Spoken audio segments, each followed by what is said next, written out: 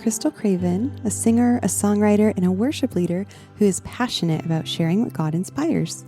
And this is your weekly devotional.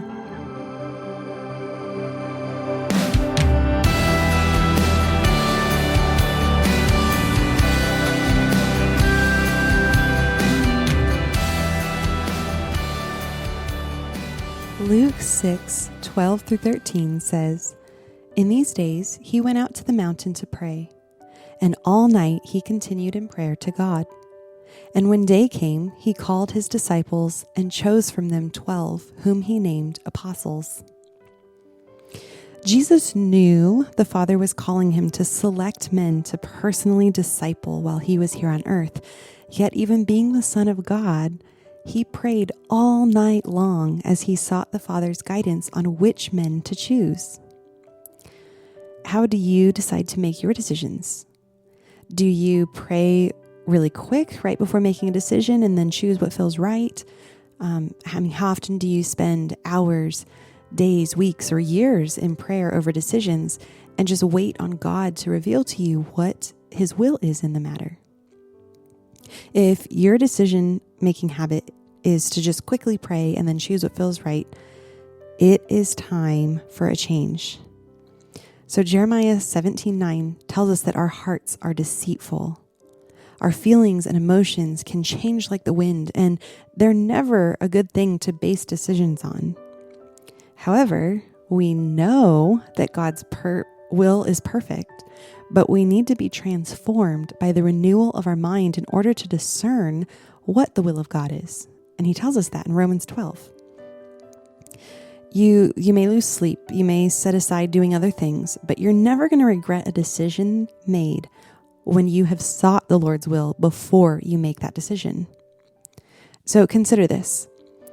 One of the men that Jesus chose to be his disciple was Judas Iscariot, who would later betray him. Yet that too was all within the Father's sovereignty. If Jesus was following his feelings, do you think he would have chosen someone like Judas to be one of his disciples? Or, Matthew or Peter for that matter, a tax collector and then a fisherman who was notorious for speaking and acting before he thought. One could look at Jesus' decision and maybe feel that he wrongfully chose Judas Iscariot based on the eventual circumstances. However, considering that if you know that you followed God's will on your decisions, you'll also know that the outcome, regardless of how good or bad it feels, will all be used for your good, and God's sovereign over it all. When you consider that Jesus prayed ever so fervently, maintaining that communication with the Father so that he would do or say whatever the Father willed, then as his ambassador, we should be following in his footsteps when we make the decisions in our own lives.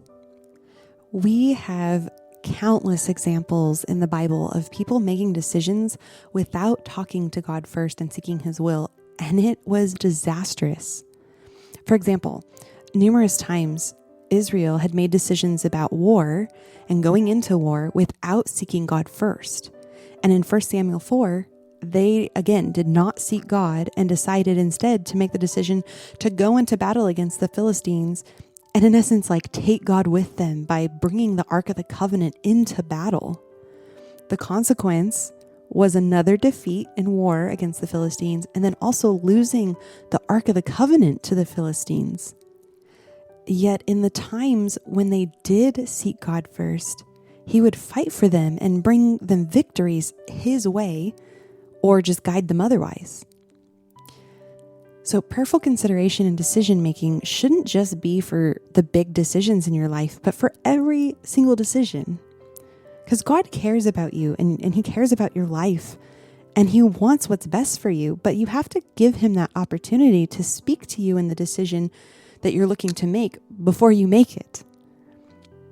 So choose today to give the Father his time to reveal his will to you by seeking him in prayer, and then rest in whatever answer he gives you, remembering that he is sovereign and good.